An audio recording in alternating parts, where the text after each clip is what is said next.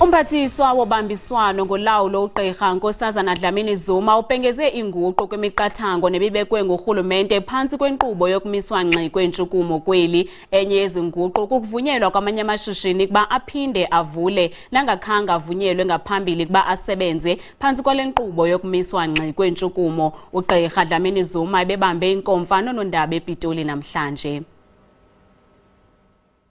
Ivenkile ezithengisa izixhobo zokwakha, indawo ezilungisa imoto kwakunye ne-call center ngamanye amashishini avumelekileyo ukuba aphinde aqale ukusebenza. Oku kuza njengoko urhulumente enyenyisa eminye yemiqathango phantsi kwale nkqubo yokumiswa ngxi kweentshukumo kweli. After the lockdown, everything will go back to normal. There will be measures that will remain beyond the lockdown.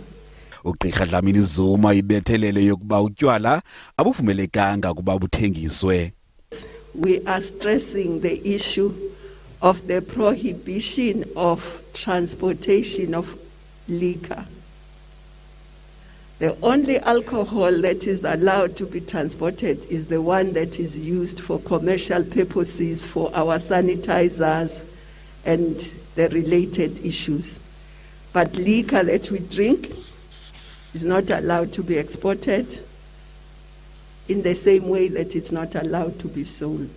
Kusenjalo umphathiswa wezimbiwa namandla umnumzana Mantashe naye uye wabhengeza kuba eminye yemigodi iza kuqala ukusebenza.